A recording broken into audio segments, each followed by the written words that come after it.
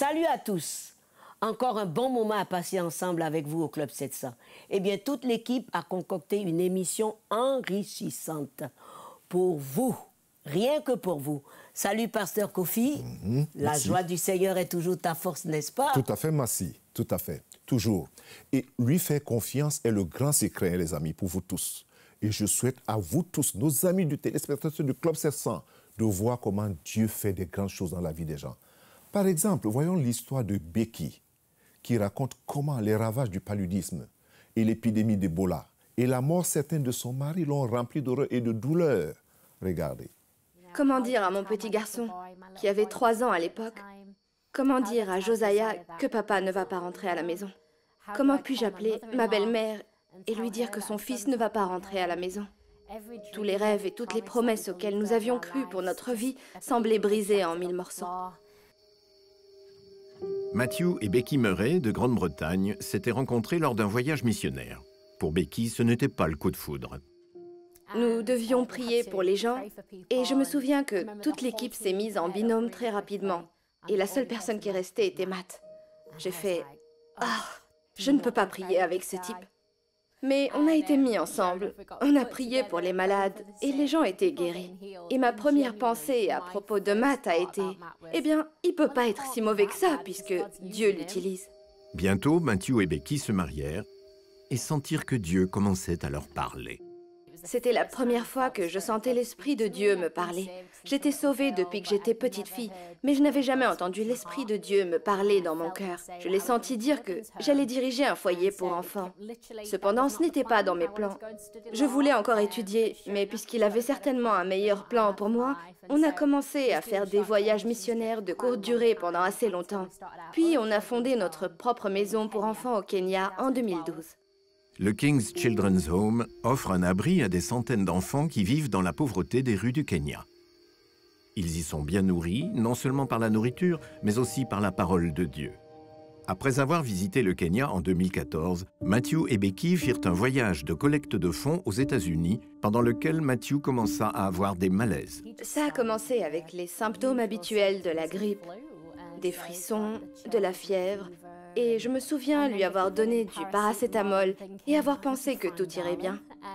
Quelques jours sont passés et son état ne faisait qu'empirer. Nous sommes donc allés consulter un médecin. Peu après leur arrivée, Matthew fut placé en isolement pendant 3 jours. Chaque indice pointait vers un virus mortel. C'était la première fois qu'on entendait le mot Ebola. Malheureusement, il en avait tous les symptômes et c'était pendant cette semaine qu'il y a eu l'éruption d'Ebola. Je devais porter toutes les protections nécessaires pour entrer dans sa chambre et être avec lui.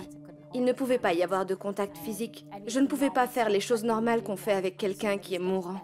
Seul dans un pays étranger, il devenait de plus en plus difficile pour Becky de faire face à ce que disaient les médecins.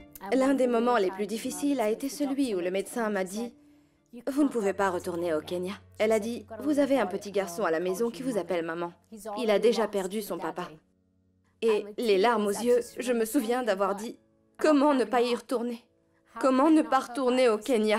Là-bas, j'ai 100 bébés qui m'appellent maman et qui l'appellent papa aussi. » Finalement, les médecins firent une découverte concernant le diagnostic de Matthew. Ils ont finalement découvert qu'il avait la malaria. Et nous avons été soulagés. Oh chérie, quelques jours sous comprimé et tout ira bien. Il a été diagnostiqué jeudi. Vendredi, le docteur m'a prise à part pour me dire « Vous devez savoir que la vie de votre mari est en jeu. » Elle a commencé à parler d'insuffisance de certains organes et je me souviens avoir pensé « Non, non, c'est impossible. » Le médecin m'a expliqué qu'ils avaient eu les résultats de la pathologie et qu'en fait, son taux de paludisme atteignait 50%. Je suis infirmière de formation et une fois que le sang a été saturé pour moitié par un parasite, du point de vue naturel, il n'y a plus de retour en arrière. Elle m'a fait asseoir dans une salle de conférence et m'a dit qu'il lui restait peut-être 2 ou 3 heures à vivre.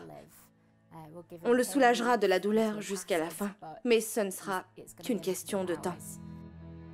Becky savait que le seul espoir pour Matthew était le pouvoir de la prière. Elle envoya donc un message sur Facebook demandant aux gens de prier pour son mari mourant. Priez s'il vous plaît pour Matt, c'est urgent. J'ai posé mon téléphone et je n'ai fait que prier. J'essayais de me ressaisir. Puis, je suis sortie de la pièce et une infirmière me fit signe. Elle avait un grand sourire sur son visage. Et je me souviens avoir pensé qu'elle ne devait pas savoir ce qu'on venait de me dire.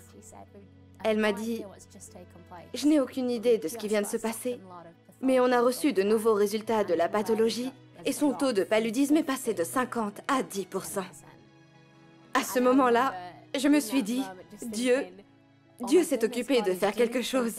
Dieu était à l'œuvre. » Le taux de paludisme de Matthew passa encore de 10% à 5%, puis à 0%. Sa guérison miraculeuse secoua non seulement cet hôpital, mais encore toute la communauté médicale. Tout le monde en fut étonné et se demanda comment cela avait bien pu se produire. Jésus m'a promis qu'il ne m'abandonnerait ni ne me délaisserait jamais. Alors même si les médecins ne voulaient pas s'approcher de moi, même si les infirmières avaient peur de me toucher, Jésus était là avec moi et c'est ça la foi. Une autre surprise attendait Matthew à son réveil. J'ai sangloté comme un petit bébé. J'ai pleuré et pleuré quand j'ai décroché mon téléphone. J'avais regardé Facebook et j'avais reçu 2000 messages de la part d'étrangers que je n'avais jamais rencontrés disant « Nous prions pour vous. Notre Église prie pour vous. Nous nous tenons à la brèche pour vous. Nous jeûnons pour vous. » Quel sentiment d'humilité. J'ai dit « Seigneur, ton Église est l'armée la plus incroyable de la planète. Elle peut être mobilisée aussi rapidement pour prier pour quelqu'un qu'ils ne connaissent même pas. C'est vraiment incroyable. » Si quelqu'un doute du pouvoir de la prière, je lui dirais de rencontrer mon mari. Parce que tous les médecins avaient baissé les bras. Les médecins, la médecine avaient fait tout ce qu'ils pouvaient. Ils ont fait de leur mieux. Ils ont travaillé dur. Mais même les médecins ont reconnu que cela a dû être un miracle. Parce qu'il n'y a aucune explication au rétablissement de Matthew. Aujourd'hui, Matthew et Becky dirigent un ministère appelé One by One. Et ils continuent à raconter leur histoire de guérison miraculeuse avec les gens du monde entier. L'une des infirmières de l'unité des soins intensifs a donné son cœur au Christ suite à cette guérison. Parce qu'elle a vu de ses propres yeux que ce n'est pas la médecine qui a pu le guérir. C'était l'œuvre de Dieu. Il a fallu juste un miracle massif. Un vrai extraordinaire, miracle. comme on dit. Parce qu'on sait ce qui s'est passé dans certains pays concernant le palu et surtout Ebola. L'épidémie Ebola. Et le mari presque mort, garder la vie jusqu'au bout et être totalement guéri aujourd'hui et restauré. Et il faut aussi avouer il faut aussi avouer que ce problème de l'épidémie d'Ebola, en fait, le monde est secoué. Et comme tu le dis souvent, le seul refuge, c'est en Christ.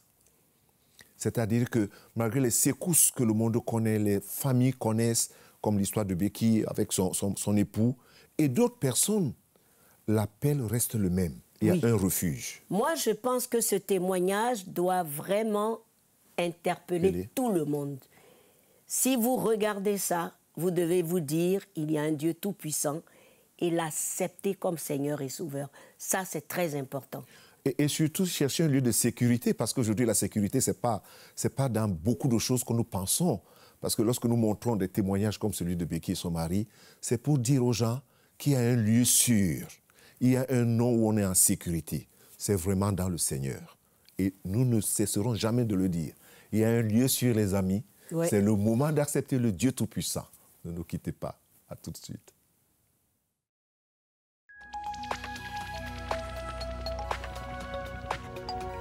Si vous avez des questions spirituelles, des besoins de prière ou même si vous avez besoin de conseils, n'hésitez pas à nous contacter aujourd'hui à cette adresse ou au numéro suivant. Nos conseillers sont là pour vous aider. N'oubliez pas, nous sommes là pour vous.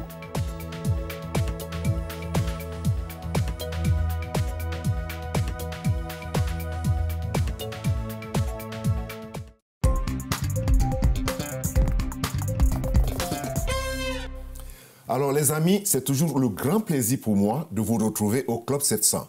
Mais vous savez, je ne suis pas seul. Je suis avec votre ami préféré. Comme on dit souvent que moi-même, je suis un ami préféré de quelqu'un. Moi aussi, j'ai un ami préféré pour vous qui s'appelle le pasteur Luc. Bienvenue, pasteur Luc. Merci. Tu dis bonjour aux gens? Bonjour. Ils sont contents lorsque vous êtes là. Hein? Oui. Je suis heureux d'être avec eux aussi. Vous avez beaucoup de choses dans le magasin aujourd'hui. Ouais, on essaye, toujours d'apporter quelque chose. Merci. Merci de votre disponibilité déjà de venir et de partager la parole de Dieu avec le peuple de Dieu et tous ceux-là qui ont faim et soif. Mais aujourd'hui, je veux parler de l'amour de la vérité. Comme c'est écrit dans 2 Thessaloniciens, Ouais. il y a cette déclaration des gens qui n'ont pas l'amour de la vérité. Comment on peut expliquer cela? C'est des questions qu'on pose dans le Club 700 et un peu partout. Quel est votre point de vue, bibliquement? Eh bien, si on veut faire bibliquement, on va citer la Oui, Bible, oui, carrément. tout à fait. Donc Oui. d'abord, le passage dont vous parliez, c'est 2 Thessaloniciens, chapitre 2, verset 10, qui dit ceci: « La venue de cet impie, donc à la fin des temps, Oui.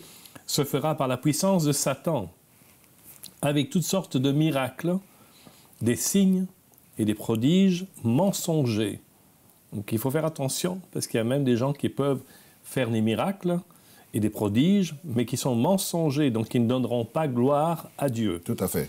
Et verset 10, « Et avec toutes les séductions de l'injustice », dans un autre programme, on a parlé de la justice et l'injustice, pour ceux qui périssent, parce qu'ils n'ont pas accueilli l'amour de la vérité pour être sauvés. Et le verset 11, c'est encore plus dramatique, c'est pourquoi Dieu leur envoie une puissance d'égarement pour qu'ils croient au mensonge. Ça, c'est terrible. Afin que tous ceux qui n'ont pas cru à la vérité, mais ont pris plaisir à l'injustice, soient condamnés. Alors, l'amour de la vérité, c'est un petit peu ce qu'on disait par rapport au royaume de Dieu. Il faut chercher cette vérité. Il faut la vouloir. Il faut être prêt aussi à y faire face, parce que la vérité parfois blesse. Hein, on connaît ce proverbe Oui, qui tout à dit fait. que la vérité blesse parfois. Donc on sait qu'en disant la vérité, on ne va pas forcément être populaire, on ne va pas forcément nous aimer, parce qu'il y a des choses qui sont désagréables. Jésus disait toujours la vérité, et on voit que parfois ses paroles étaient assez dures, assez sévères. Et certaines personnes le détestaient à cause de cela. Donc nous, en tant qu'enfants de Dieu, en tant que chrétiens, si nous aimons Dieu et que nous voulons dire la vérité, il faut qu'on soit prêt à être aussi rejetés. Parce qu'il y a beaucoup de gens dans ce monde qui ne veulent pas entendre la vérité. Alors, Pasteur Luc, est-ce que vous n'avez pas le sentiment qu'il y a comme une fuite à cet amour de la vérité? Quel est votre sentiment quand vous regardez comment on fonctionne aujourd'hui dans notre monde? Même dans ce qu'on appelle les églises, je ne parle pas de... C'est-à-dire, est-ce qu'il y a cet amour pour la vérité, ou est-ce que c'est une fuite, ou est-ce que c'est une perte, ou est-ce que c'est un choix? Bien, je pense que c'est un petit peu les trois à la fois. Voilà. On a perdu notre fondement judéo-chrétien dans notre société en général, et ça se reflète également dans nos églises, malheureusement, parce que pour moi, le fondement de judéo-chrétien, ça veut dire que ça vient du juif, ça vient du chrétien, ça vient de la Bible, en d'autres mots. Parce que la Bible, c'est le fondement judéo-chrétien. Ouais. Donc, quand on s'éloigne de la vérité de la Bible, d'ailleurs, il y a ce passage dans le psaume 119, verset 160. Vous savez que le psaume 119, c'est le chapitre le plus long de la Bible. Voilà. Je ne vais pas tout le lire, hein, mais juste un passage, un verset qui dit « Le fondement de ta parole, c'est la vérité. » Tout à fait. Et toutes tes justes sentences sont éternelles. Donc ici, le psalmiste nous dit « Le fondement de la parole de Dieu », on a une vieille Bible ici sur le bureau, qui date de 1854. 1854. Voilà. Et donc, c'est un livre, évidemment, qui était encore bien plus vieux que celui-ci, hein, parce que le psaume a été écrit il y a des milliers d'années. C'est vrai. Mais le fondement de la parole de Dieu, c'est la vérité. Et si on a vraiment envie de connaître la vérité, on va passer du temps à lire cette Bible et à la comprendre, à la méditer et surtout la mettre en pratique. Parce que c'est inutile d'entendre beaucoup de paroles de la Bible si c'est pour simplement laisser s'envoler ces paroles par après. Ouais. Alors vous conviendrez avec moi, Pasteur Luc, que la vérité, quelque part, dérange certaines personnes. Oui, oui. Et lorsque les gens se sentent un peu dérangés par la vérité, pas les vérités, parce qu'il faut faire quand même la nuance entre la vérité et puis les vérités. Et si on parle de la vérité, qui est d'abord, peut-être vous allez expliquer un peu encore plus mieux, les vérités et la vérité ou ma vérité, elle dérange. Évidemment. Oui. Ça, c'est aussi le problème, c'est qu'on peut être convaincu d'être dans la vérité alors qu'on est dans l'erreur. Voilà. Et ça, c'est parfois le problème aussi. Voilà. Donc on doit avoir une attitude d'humilité pour toujours se remettre en question et se dire, bon, est-ce que ce que je crois est vraiment fondé sur la vérité telle qu'elle, ou elle est basée sur des théories. Ou par exemple, il y a les théories du complot juif qui circulent allègrement sur l'Internet. L'Internet et puis tous les réseaux sociaux aujourd'hui. Voilà, donc on dit les juifs sont comme ceci, ils sont comme ça là. Alors qu'en réalité, ce n'est pas du tout le cas. Moi, je connais des juifs depuis des dizaines d'années maintenant, et croyez-moi, la plupart ne sont absolument pas comme on les dépeint dans ces livres, comme par exemple les protocoles des sages de Sion. Oui, tout à fait. C'est vraiment... c'est une ordure, c'est même pas un livre original, c'est un plagiat. Mais qui a fait beaucoup mal. Exactement. Et qui répand encore aujourd'hui du mal. Du poison. Et la haine du juif, c'est vraiment quelque chose de catastrophique. Mais en tout cas, pour en revenir à la vérité, voilà, chacun peut avoir sa vérité, oui. entre guillemets, mais il faut que nous connaissions la vérité. Oui. Alors, est-ce qu'il y a une vérité absolue pour tout le monde dans ce monde? Bonne question, Pasteur Luc. La seule personne qui a jamais dit ces paroles, c'est Jésus. Qu'est-ce qu'il a dit? Je suis le chemin, la vérité et la vie. Et il a dit, je suis la vérité. Et ça, c'est la clé qui ouvre toutes les portes. Parce que Jésus est la vérité. Tout ce qu'il nous a dit, tout ce qu'il nous a enseigné, tout ce qu'il a fait pour nous fait comprendre que si nous marchons avec lui, nous sommes dans la vérité. Pasteur Luc, certainement il y a quelqu'un qui vous suit en ce moment et qui est très béni, très édifié, et qui cherche comment être restauré dans cet amour de la vérité. Si vous avez un conseil à donner à tous nos amis qui nous suivent, comment on peut être restauré ou se restaurer dans l'amour de la vérité? Mais je crois que de nouveau, il faut avoir une attitude d'humilité tout d'abord, de pouvoir se dire, je me suis trompé. C'est parfois désagréable de devoir dire, je me suis trompé, j'ai fait une erreur, mais on doit pouvoir le faire. Surtout dans notre monde. Voilà, et ça c'est le début de la repentance, quand on est prêt à reconnaître qu'on s'est trompé. Et à ce moment-là, on peut retourner vers Dieu. Vous savez, Jésus est toujours prêt à nous accueillir les bras ouverts. Peu importe ce qu'on a fait, mais il est plein d'amour, plein de pardon. Si nous venons vers lui avec un cœur contrit, repentant, il est toujours prêt à nous accueillir comme le Père du Fils prodigue. Voilà, et il revient à la maison et le Père l'attendait. Jésus vous attend, Jésus est là et il veut vous prendre dans ses bras et vous accueillir. Merci beaucoup, Pasteur Luc. Vous avez bien suivi. Jésus a les bras ouverts. Jésus vous attend. Mais je voudrais ajouter quelque chose à la suite de ce que le Pasteur Luc dit. C'est que la vérité ne tue pas l'amitié. Au contraire, la vérité guérit l'amitié. Et Jésus a ses bras ouverts pour vous. Il veut cette amitié avec vous. Il veut que vous soyez dans ses bras et d'être restauré dans l'amour de la vérité. Je sais que vous avez été bénis.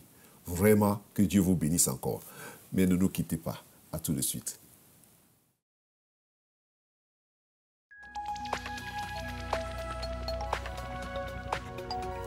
Si vous avez des questions spirituelles, des besoins de prière ou même si vous avez besoin de conseils, n'hésitez pas à nous contacter aujourd'hui à cette adresse ou au numéro suivant.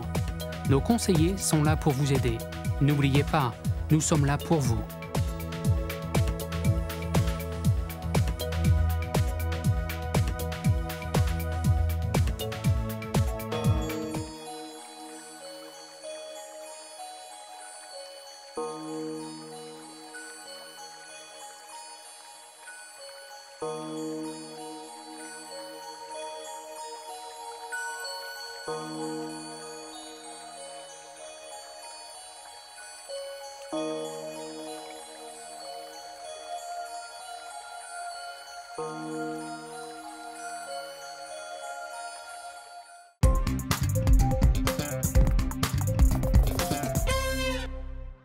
Merci pour cet entretien enrichissant.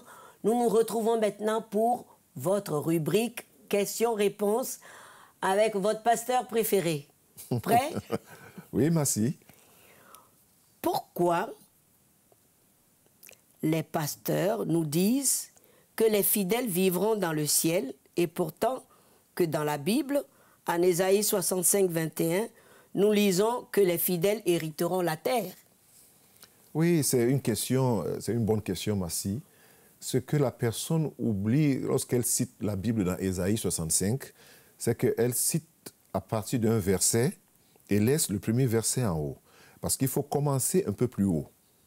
Parce que la Bible dit toujours que Dieu créera il y aura les nouveaux cieux et une nouvelle terre. Très bien. Donc ça, c'est très important. Lorsque les pasteurs disent que nous serons sur la terre, alors que la Bible, que nous irons au ciel, alors que la Bible dit que nous hériterons la terre, ce n'est pas cette terre-ci que nous voyons, je ne sais pas quelle forme elle aura. C'est une nouvelle. C'est une nouvelle terre. Donc il faut que la personne comprenne. Et aussi, c'est écrit dans 2 Pierre. Oui. Aussi, Pierre parle de la terre d'à présent, le monde d'à présent est gardé pour le feu. Mais il y aura une nouvelle terre et des nouveaux cieux. Très bien. Cette question venait du Rwanda, une autre aussi vient du Rwanda. D'où venait la femme que Caïn avait pris pour épouse? Oui, je sais que beaucoup de personnes ont des problèmes avec cette question. C'est pas seulement... J'ai entendu beaucoup cela très, très souvent. En fait, lorsqu'on lit la Bible, on lit dans le livre de Genèse, chapitre 1, chapitre 2, chapitre 3 et chapitre 4. En fait, il faut revenir sur le chapitre 5 pour comprendre comment la population a pris essor à cette époque-là. C'est à partir du chapitre 5 qu'on comprend d'où venait la femme de Caïn. Très bien. Elle vient de cette postérité qui vient parce qu'il n'y avait pas un autre homme et une autre femme en dehors de Adam et Ève. Donc, et la Bible nous dit que Adam et Ève ont eu encore beaucoup d'enfants, des garçons et des filles. Et il ne faut pas oublier que Caïn n'était plus avec son père parce qu'au moment où il a commis son crime, il s'est séparé, il est parti un peu loin de son père. Donc il a eu le temps de trouver sa femme parmi toute cette génération qui sont venues. Très bien. Jésus est-il Dieu ou fils de Dieu? Jésus est Dieu et il est fils de Dieu. J'explique. Il est Dieu parce qu'il est le Créateur. Il est fils de Dieu de par la naissance. C'est-à-dire que le fait qu'il soit venu dans ce monde, il est passé par la voie normale, mais c'est par l'œuvre du Saint-Esprit. Voilà la différence. Oui. C'est-à-dire qu'il y a cette combinaison homme parfaitement homme et Dieu parfaitement Dieu. C'est là où il y a cette incompréhension de beaucoup de personnes quand on dit est-ce qu'il est Dieu, est-ce qu'il est fils de Dieu? Et lui-même le dit quand on lui pose la question es-tu le fils de Dieu? Il dit je le suis. Es-tu Dieu? Il le dit. Il n'y a pas 2 personnes dans la Bible. Comme Dieu l'a dit à Moïse, dis-le, je suis. Et Jésus le dit aux Juifs, avant qu'Abraham fût, je suis. Cette déclaration fait de lui Dieu au même titre que ce Dieu dont les gens entendent parler, qui a dit au commencement, dis-le, je suis, t'as envoyé. Je suis. Il n'a pas dit autre chose, dites-moi, je suis. Et Jésus répète la même déclaration aux Juifs de son époque. Avant que Abraham, votre père, moi, je suis. Il n'a pas dit j'étais. Donc, ça fait de lui Dieu. C'est très important. Ça, c'est très important parce que ça... Oui, c'est profond, mais c'est important de comprendre les nuances que les gens, les explications que les gens essaient de donner. Les questions sont bonnes, mais je crois que ça va aider beaucoup plus si les gens se mettent à lire personnellement et profondément, avec passion, la parole de Dieu. Très bien. Mes amis, j'espère que vous êtes satisfaits de vos réponses. Allons au Kenya pour voir comment le petit Denis, orphelin, sans ressources, mais vous ne l'avez pas abandonné à son sort. Regardez comment. Après le décès de ses parents atteints du sida, Denis déménagea dans la petite maison de sa grand-mère, juste aux abords de Nairobi. J'étais très triste quand mes parents sont morts. Je pensais que les gens me mentaient. Je n'arrivais pas à y croire. Sa grand-mère pouvait à peine subvenir à ses besoins les plus élémentaires. Il n'y avait rien à manger dans la maison et j'avais très peur. Je voulais mourir juste pour faire disparaître la faim. Sa grand-mère emmena finalement Denis à Living Faith International, un ministère soutenu par Orphans Promise de CBN et dirigé par le pasteur Carla Porter. Je l'ai serré dans mes bras, il m'a serré en retour et il est entré droit dans mon cœur. Il était si maigre et si fragile que ses os me semblaient comme des os d'oiseau, vous savez. Alors, nous l'avons aimé, donc nous avons fait tout ce que nous pouvions pour soulager un peu la douleur qu'il ressentait. J'ai compris qu'on m'avait sauvé la vie. Avant, je dormais par terre et maintenant, je dors dans mon propre lit. Je deviens grand et fort. J'aime beaucoup la nourriture ici et je la mange lentement pour en profiter plus longtemps. Dennis va à l'école ici et apprend à connaître Dieu grâce à Superbook de CBN. J'aime bien entendre la parole de Dieu. J'aime l'histoire de David parce que quand il fait une erreur, il se tourne vers Dieu. Je veux aussi être un homme selon le cœur de Dieu. Un jour, je veux trouver un bon travail pour pouvoir aider les autres comme vous m'avez aidé. Je prie que Dieu vous bénisse pour tout ce que vous avez fait pour nous. Merci, merci CBN. Merci beaucoup à Orphan Promise. Et merci à ceux qui ont permis à Orphan Promise de faire ce geste. De ne pas abandonner le petit Denis qui errait.